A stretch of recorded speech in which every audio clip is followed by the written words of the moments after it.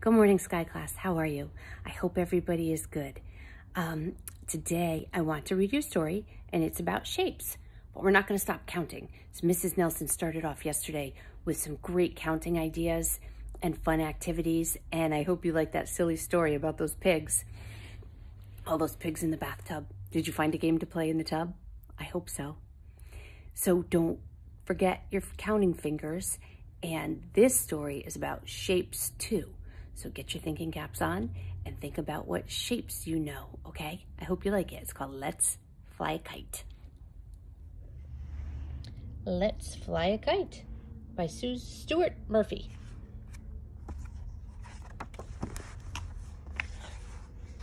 Ring, ring. The doorbell rang Saturday. Hannah and Bob raced to the door.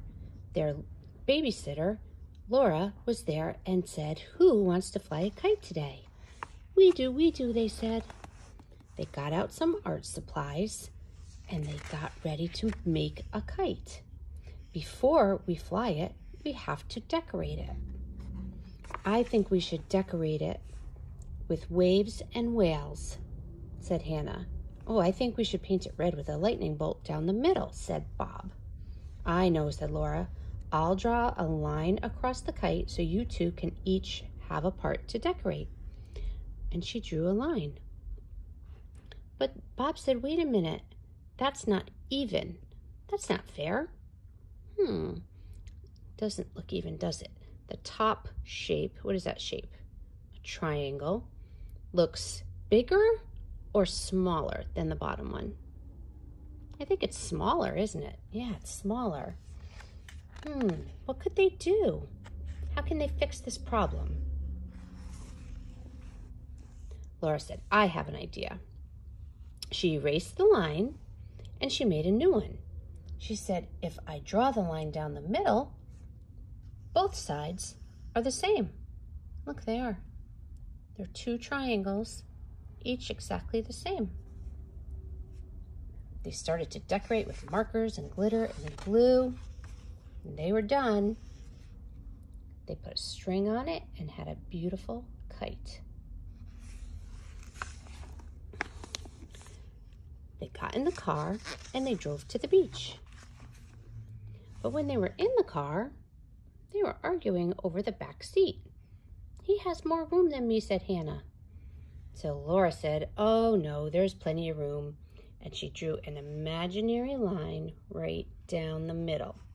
So the two halves, 1, 2, were exactly the same. When they got to the beach, they took out the picnic basket. Who's hungry, said Laura. Me, yelled Hannah. Me too, said Bob. I'm starving. Look, they're lucky they get to bring their dog to the beach. Okay, let's spread out our blanket. Hey, leave some room for me, said Hannah. Uh-oh, they have another problem. How can we solve this? Look, they're thinking.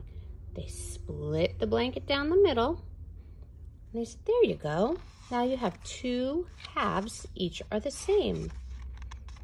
Bob said, yes, thank you, but they're very skinny. Do they look skinny? They kind of do. I wonder how they could fix that. Laura thought, and she said, oh, what if I fold it this way? Look, then they have two, what are these shapes? Squares. Before it was two long, skinny rectangles, right? Now they have two squares, so they each have more room. And they said, perfect, and they sat down and ate their lunch.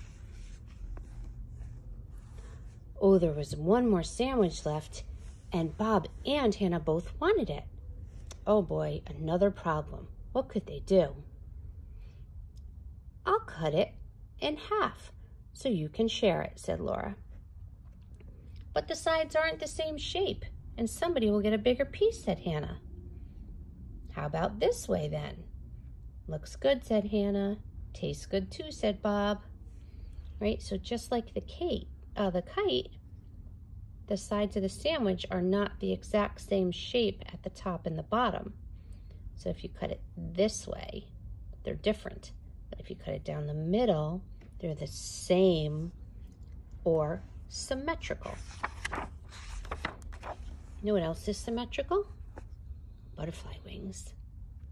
When they were finished, they got out the kite and they had another problem. Oh boy, they both wanted to fly the kite first. Laura got to choose, and she said, Hannah, you take the string and run, and Bob, you hold the kite high above your head and let it go when I tell you. They started running, and before you know it, their beautiful kite was flying high. They ran down the beach and chased after it. You two make a really good kite flying team, said Laura. Look at all the kites. Do you ever fly a kite? They're pretty fun. They're really pretty to watch. They watch their kites soar over the ocean. The end. That's the story of Let's Fly a Kite.